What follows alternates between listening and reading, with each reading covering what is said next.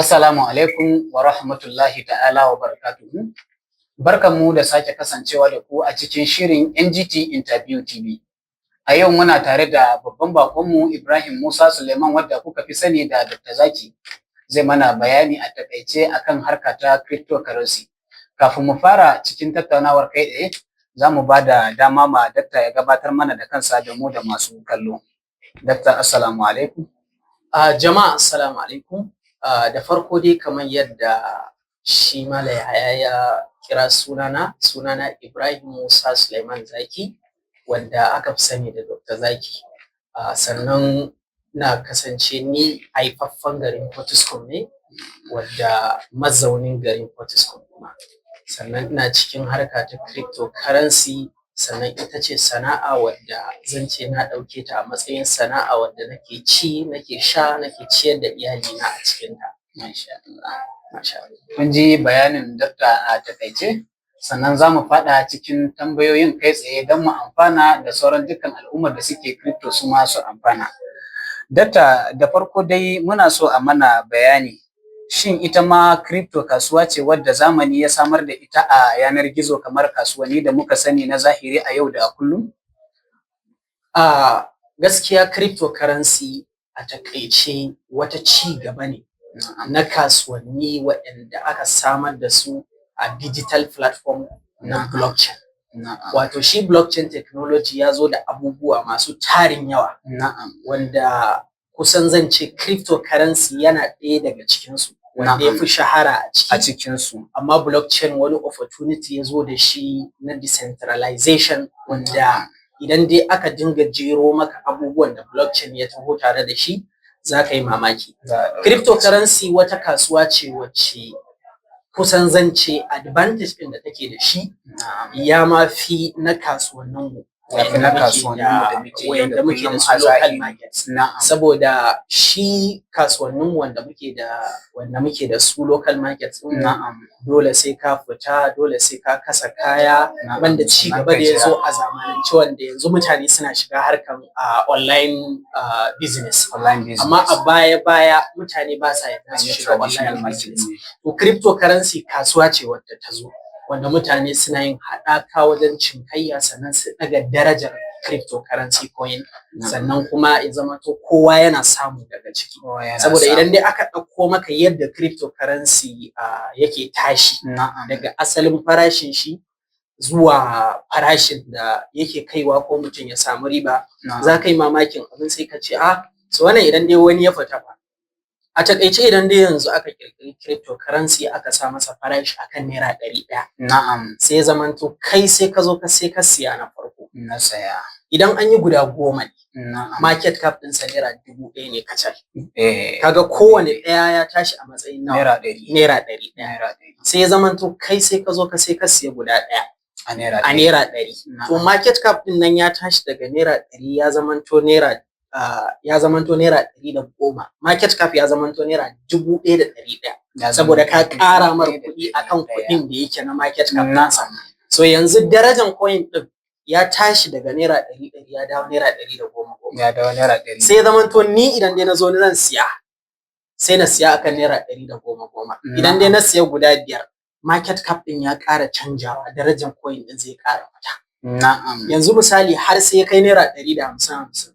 Idan dai guda 10 ne kai 150, kaga market cap din nan shi ya dawo naira 1500 kenan. So idan dai ka zo ka kai kana da guda 5, sai kai niyan zaka zaftare ka siyar, to kai fa zaka siyar su ne akan naira 150 din nan. Amma daga zaran ka zare kudin ka kuma, to darajar shi zai zaftaro ya fado. Zai fado. To wannan shine cinkayya da take faruwa, take daga darajar coin sannan take saukar da shi. Idan dai mutum ya fahimci market cap, kusan zai fahimci yadda business in cryptocurrency yake a takaice. To Dakta, ta yaya ka fara harkar cryptocurrency, sannan ka kai shekara nawa a cikinta, sannan me ya ja hankalinka zuwa cikinta fiye da sauran fannoni na kasuwanci? A takaice dai a yanzu zan ce shekara ta 6 a cikin kasuwar cryptocurrency. Saboda na fara cryptocurrency na doci shekara 7. Na fara cryptocurrency a shekarar 2019. 2019. A shekaran 2019 abin da ya ja hankali na zuwa cikin cryptocurrency bana mantawa akwai business ɗin da muka yi ko kuma da ce blockchain technology da aka kawo na Inks Nation. Yawa daga cikin masu kallon mu za su waye Inks Nation. So na kasance mutum ne mai bincike akan abubuwan da suka shafi technology sosai. To Inks Nation zuwansa ya zamanto Inks Daddy ta kokarin da muka yi na isarwa mutane har ya kai ga an bani Portiskum Local Government Coordinator. Bana mantawa daga cikin mutanen da muke tare da su muna zaune nake tambayan wani na kalli yana duba chat nasa ne na Ethereum. Nake tambayan shi nake cewa wannan menene yake faɗa min cryptocurrency ne Ethereum ga darajarsa. Da na duba na kalla sai na dan ƙara da yake idan dai ban san abu ba a ƙa'ida ta ne zan takura ma sai na sani. Kana da tsaurara bincike. Ina da tsaurara bincike. Nake tambayan shi nace menene wannan yake faɗa min ai abu ne wanda yake kamanceceniya da Inks Nation da muke. Kamar yadda Inks Nation cryptocurrency ne ake so a kawo akan blockchain ɗinsa to shi kuma Ethereum shi ma cryptocurrency ne wanda yake kan blockchain ɗinsa. Rabuwan da muka yi a daren nan ban bar komai ba sai da na je ni na shiga dogon bincike akan cryptocurrency. Hasali na faɗa zuwa bayan shekaru hakan nan na faɗa zuwa cikin dogon bincike inda har ya kai ga na shiga classes masu tarin yawa. Dan bana mantawa akwai class ɗin da na shiga a lokacin bani da kuɗin da zan biya wannan class. Amma fafutuka na yi na ɗauki dala 50. Dala 50 na je ni na biya na shiga wannan class. A lokacin idan dai na shiga abubuwan da yawa bana fahimta kasancewan class ne wanda za a yi online sannan recording din suna nan available. Har yanzu da nake maka maganan nan akwai ranar da zan ƙara shiga na je na ƙara ilimi a cikin wannan class saboda wannan abu. So alhamdulillah gaskiya wannan bincike sannan cryptocurrency wani abu ne wanda idan dai ka fara shi babu ranar da za a ce ka daina bincike, babu ranar da za a ce sabbin ilimi sun daina zuwa maka. Kullum sabbin ilimi ne za su yi ta zuwa maka. Sannan idan ka dakatar da bincike to ka tabbatar da cewa yara ƙanana za su taso wa'anda za su zo su girme ka a cikin harkar saboda ita wani abu ne wanda ake kamar ma in ka saka kai ta bincike kamar ka da kusar da kanka. Ka da kusar da kanka. Wannan dai shine a takaice abin da ya ja hankali na har na shiga cikin cryptocurrency sannan har na fara harkar cinikayya a ciki. Na'am. So da dama idan matashi ya fara wani abu sabo a idan mutane sannan yake gani da shi zai cimma nasara akan abin da ya dauko sai kaga ana ganin abin da yake yi shirme ne. Wani irin kalubale ka fuskanta a lokacin da ka fara harkar cryptocurrency? Wato a takaice magananka tana kan daidai. Mutane da yawa a duk lokacin da ka dauko sabon abu kai tsaye ake tafiya kai tsaye a yi against wannan. Za a yi against nan abin da kai tsaye abin da ake kiran mu a lokacin bana mantawa muna yin harkan caca. Bana mantawa abun bai yi nisa sosai ba. Mutane da yawa za su yi ta kin abu. Za su yi ta kallon ka kana shirme. Dan bana mantawa akwai lokacin da duk abin da na samu sai na ɗiba na saka a cryptocurrency. Duk abin da na samu sai na ɗiba na saka a cryptocurrency. Har iyaye suka kira ni suke cewa kai ya zai yi wane yana yin abu physical business kai kuma ka zo ka kana ta daukan abu kana sawa kai ba da madan fara ma ka hakuri ba. Mutanen mu wayanda aka yi abubuwan Inks Nation sun sa a ransu cewa za su samu kuɗaɗe masu tarin yawa. So mutane ba su samu abin da suke so ba sai zamanto duka harkar da muke yi dan ake yin criticizing ɗinta. Bana mantawa motata ta farko da na siya. Mutane suna expecting cewa ba ka samun abu a cikin business da kake. Karo ɗaya sai su kalle ka da wani abu wanda na rufin asiri. Motata ta farko da na siya bana mantawa da yawa daga cikin mutane zuwa akai ana yaɗawa wai cewa na je ni na yi caca na ce mota. Can you imagine?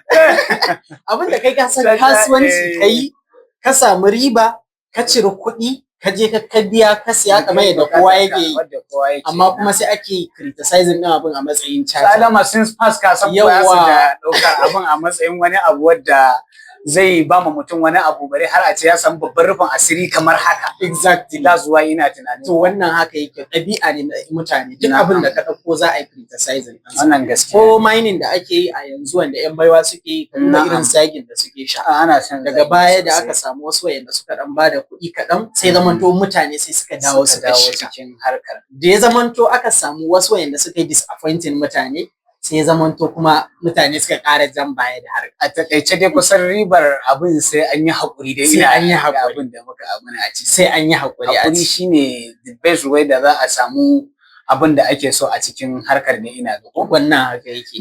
Masha Allah. To dakta, cikin dadewar da kai a wannan harkar, shin ka taƙaita a iyaka saye da sayarwa ne, ko kuma akwai wani ƙoƙari da kake yi na samar da wata fasaha naka, ko kuma wata ƙirƙira da ka taɓa yi wadda idan ka tuna kake alfahari da shi haka? Masha Allah da kai mun wannan tambaya. Maganar gaskiya akwai ci gaba da na so na kawo, ko kuma na ce na kawo, Ubangiji bai so ya kawo har yanzu ba. A shekarar 2021 na kirkiri cryptocurrency nawa mai suna crypto bank. Da yawa daga cikin mutane waɗanda suke cikin cycle sun san da wannan abun. Inda bayan na kirkiri wannan cryptocurrency din, na nemi partnership da manya-manyan mutane a cikin harka ta cryptocurrency, kama daga ofishi na fafutuka Dr. Injiniya Rabiu Biora. Lokacin mun haɗu da su Muhammad Kinkash, na je ni wajen ambassador Anas bin Malik lokacin recently suna yin abubuwan ja lifestyle. Mun yi partnership, sannan kuma sun taimaka mun wajen shigan wannan topic din. A lokacin ba mu yi hiding developers ba. Maganan gaskiya, kuma wannan cryptocurrency da na kirkira mai suna crypto bank ya samu karɓuwa a wajen mutane, sannan mun tara market cap mai tarin yawa. Dan a lokacin market cap din da muka tara nake ga wajen dala 35,000. A lokacin muna ganin shi babban kuɗi ne, saboda a lokacin zaka samu cryptocurrency da yawa waɗanda market cap din nasu bai kai haka ba. Baran ma a ce a arewaci mu kirkiri cryptocurrency sannan ya kai wannan matsayi. Mun yi listening ɗinsa akan decentralized exchange irin su Pancake Swap da sauransu, sannan mutane sun samu kuɗaɗe masu tarin yawa a cikin wannan cryptocurrency din. Dan sai da yi wajen 1005x. Masha Allah. Wajen idan dai misalin da zan baka shine, idan dai ka siya na naira 10,000, sai da ya ninka maka kuɗin ka wajen naira 150. A takaice. So daga baya gaskiya na samu disappointment daga asalin coaching din, sannan kuma na dan samu wasu challenges na mutanenmu, da yake mutanenmu gaskiya a lokacin ba su waye da harkan ba. Suna dan samun karamin riba a ciki. Ba za su hango target din da kake yi ka kai wannan cryptocurrency zuwa sama ba, kawai sai su fara fita. Mutane sun yi dumping wannan cryptocurrency din, dan ni har yanzu har gobe ina holding din amount din da nake holding.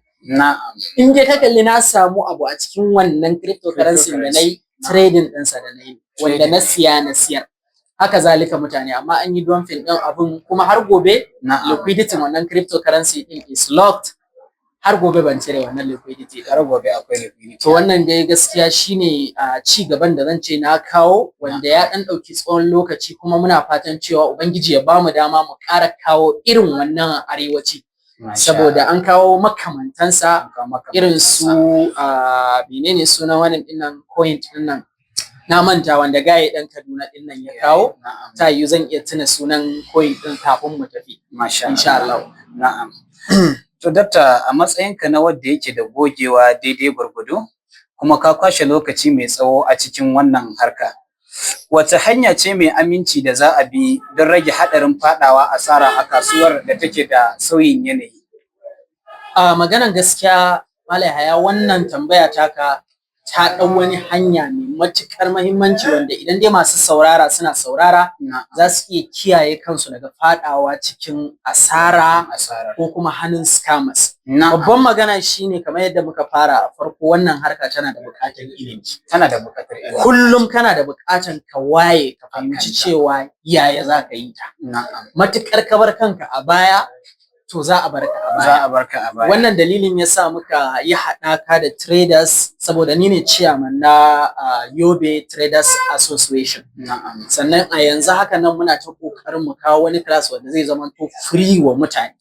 Sannan akwai class ina wanda ni nake Beta Data Academy, wanda online ne, kusan zan ce course ne mai zaman kansa. Mutane da yawa wasu ina yin enrolling din su free saboda su samu ilimi, kuma a harshen Hausa zunzurutu nake ba da wannan abu.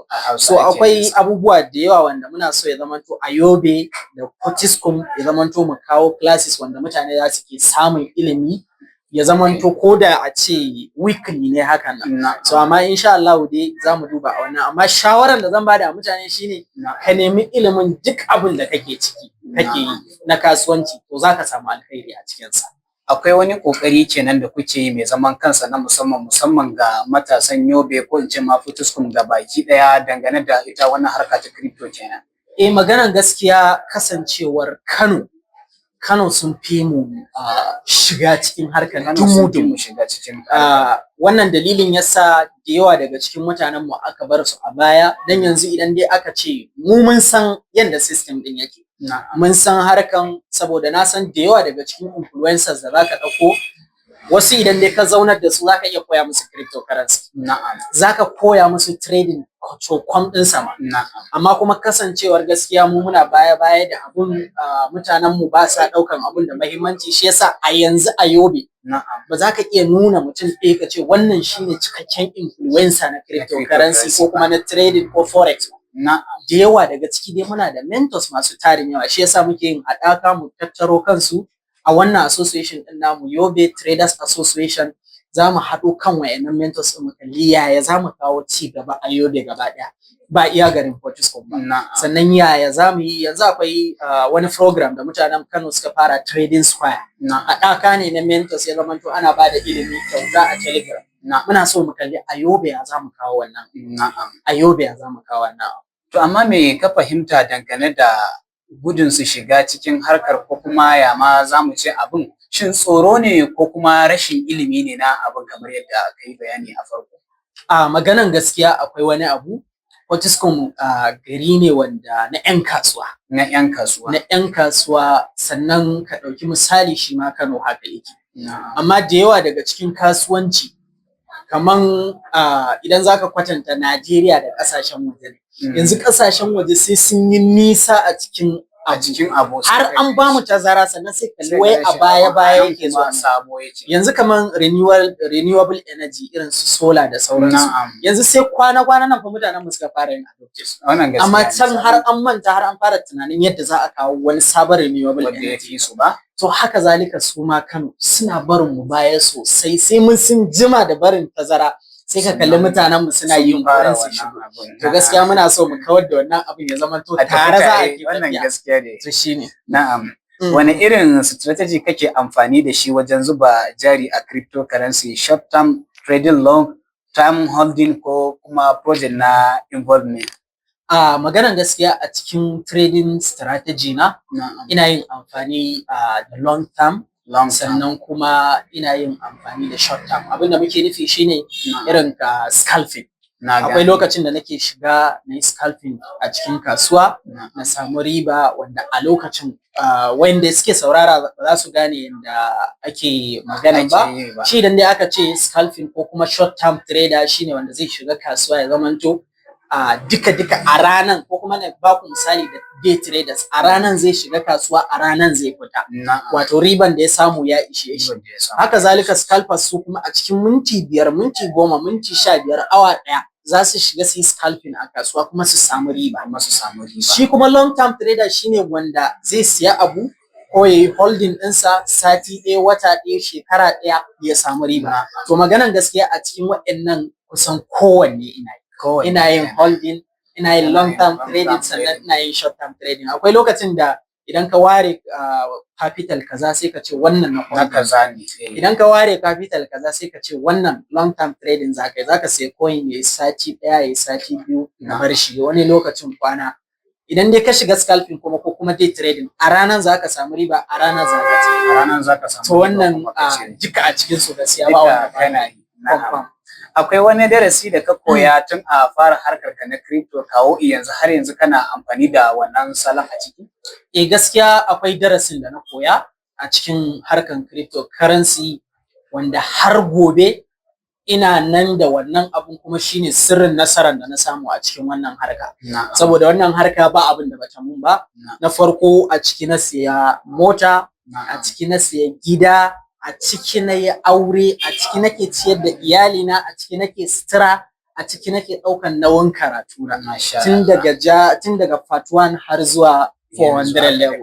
So a takaice maganan gaskiya abin da ya jawo ci gaba a cikin wannan abun ba komai bane sai haƙuri. A duk lokacin da ba za ka saka haƙuri a duk kasuwancin da kake ba, to ka dinga samun faɗuwa, ka dinga canja kasuwanci kenan. Kasuwancin da nake yi yawa, idan dai ka kalli cewa ka zo ka gwada baka samu ba, sai ka ƙara canjawa, to idan ka je ka can din ma fa haka za ka yi. Kamar yadda idan ka zo ka buɗe sabon shago ba a ranar za ka fara cinki ka tara kwastomomi ba, to haka zalika shi ma trading. Don ina tunanin cewa idan ka shiga harkan trading za ka iya tafka asara na tsawon watanni, na tsawon shekaru kafin ka zo ka fara samun riba. To matuƙar ka rasa wannan haƙurin, to gaskiya za ka ajiye kasuwancin ne. To gaskiya ba abin da ya zamanto darasin da na koya kuma nake ci gaba da yin sa shine haƙuri. In kai asara, ka yi haƙuri ka ƙara dawowa kasuwa, kar ka yi revenge kasuwa. Ka ƙara yin asara ka dawo, wallahi sai ka kalli ka samu riba wanda ya ninninka wannan asarar naka. Matuƙar kana da risk management. Saboda akwai abin da muke faɗa risk management, waɗanda suka ɗauki trading a matsayin kasuwanci su suke amfani da shi. Yanzu waɗanda suka ɗauki trading a matsayin passion, kawai za ka kalli sun ɗan samu kuɗi, za ka ga ana kafan kama ana waye. Ka gane? Amma wanda ya ɗauki cryptocurrency a matsayin business, kamar yadda za ka kalli mutum a shago yana samun kuɗi ba wai baya samu ba, amma abubuwan shi a ƙasa. To haka zalika duk wanda ya ɗauki trading a matsayin kasuwanci, haka za ka kalli yana tafiyar da rayuwarsa. Za ka kalli komansa simple normal person, amma kuma ya san cewa me yake. Ya san abin da yake, wannan gaskiya. To wannan shine a takaice. To da dama akwai meme coins waɗanda muke gani a harkar crypto, kuma sukan kasance su ne suke da hype. Me yake kawo irin waɗannan abun a crypto? Maganan gaskiya, meme coins wasu cryptocurrency ne waɗanda ba a yi su saboda su zo su jima ba ko kuma su zauna. Hasali an fara yin su ne a matsayin kaman wasa. Kaman wasa. Akwai su Dogecoin, akwai recently akwai meme coin da aka yi Trump. Mutane sun samu kuɗi mai yawa, amma ya zabtarar da mutane da yawa. To wannan hype ɗin da za a yi mutane su shiga cikin shi sosai, to wannan shine riban tsakau. Ka shiga ka samu abin da zaka samu ka fita. Kururuwa ne meme coin. Idan ka shiga ka yi trading ɗinsa, zai baka kuɗi wanda normal cryptocurrency wanda yake da market cap mai tarin yawa ba zai baka ba, amma shi wancan zai baka a ɗan ƙanƙanin lokaci. To shi yasa akwai wayanda specifically sun koma suna yin trading meme coin. Akwai wayanda DX traders ne, wayanda suna yin trading akan decentralized exchange. Akwai wayanda kuma su suna yin futures trading ne, akwai masu spot trading da sauransu. Trading din ya kasu a gurare da yawa, wanda a yanzu na san mun cinye lokaci da yawa, ba zai ba mu dama gaskiya. To dai wannan shine a takaice abin da yake sa meme coin ya tashi, wannan hype da mutane suke su kururu tashi a shiga. Sannan sai a samu kuɗi na ɗan wani lokaci, daga nan kuma sai project ɗin ya durƙushe. To shine. Na'am. To a hasashen ku, kamar yadda kuke da ilimi mai zurfi haka a cryptocurrency, menene abin da yake kawo tashin coins? Sa'annan wani lokaci ka gani in shortly a cikin kankanin lokaci sai a ga yayi down. Me yake kawo irin wannan abin a crypto? Maganan gaskiya akwai abin da muke kira mutane kamar yadda ka faɗa. Duk lokacin da aka ce an kirkiri wani cryptocurrency, yawan mutanen da suka shiga cikin cryptocurrency din shi yake jawo ya zamanto ya tashi sosai. Shi yasa ko mining da ake yi a yanzu, zaka kalli burin mining din fa, dannawan da kake yi ba aiki kake musu ba. Wasu suna cewa wai suna musu aiki, suna tara musu kuɗi, ba aiki kake musu. Burin su shine a lokacin da kake dannawa, in na zo ni na kalle ka kana dannawa kana clicking, na ce me kake, sai ka ce min ai kana yes coin. Na'am. Sai na ce menene yes coin, sai ka ce min ai cryptocurrency ne da ake mining din sa. Na'am. Sai na sani, sai na je na yi bincike akan sa. Numbers of mutanen da suka sani shine possibilities na numbers of investors din su. Idan aka gama sai su raba airdrop. Airdrop wani abu ne wanda da mining da airdrop wani abu ne wanda ba za a daina a cikin cryptocurrency ba. Amma harka ta mining da ka kalli ana dannawa din ba, akwai lokacin da wani ya same ni yake cewa ai su yanzu su sun samu harka. Nake cewa mining din da kake gani gaba da nan da shekara 1 za a daina yin irin wannan, za a dawo da wani sabon tsari. Shi da kanshi kwanan nan yake faɗa mu yace gashi nan duk sabon project da suke zuwa ba irin wanda suke bugawa, saboda ana tafiya ne da mentality na mutane, abinda suke a lokacin shi za a bi, abinda ya zamanto suka ja baya da shi za a bar shi. So wannan dai shine a takaice. Sannan akwai FOMO, fear of missing out, wanda idan dai yanzu kai sai na zo ni sai nake faɗa maka cewa ai na samu kuɗi a cikin cryptocurrency kaza, na samu dala 1000, na samu wane ne, zaka ji kana so ka shiga wannan coin din da na shi. Wannan gaskiya. To a lokacin kuma an gama samu, kana shiga sai a zaftare da kai, sai ka kalli ka fadi. To wannan dai shine a takaice. Masha Allah. To masu sauraro, dududu anan muka kawo ƙarshen tattaunawar mu tare da Dr. Sa'annan kun ji shawarwari da ya bamu dangane da harka ta cryptocurrency. Ba ma harkar cryptocurrency ba, kowace kasuwa ka shirya zaka shiga, to musabbabin nasara a cikinta shine haƙuri da kuma neman ilimin kasuwancin da kake yi. Muna so a samu ci gaba kamar yadda dakta ya faɗa, musamman wasu garuruwa da dama sukan bar mu a baya, to insha Allah za a gudu tare a tsira tare. Wassalamu alaikum.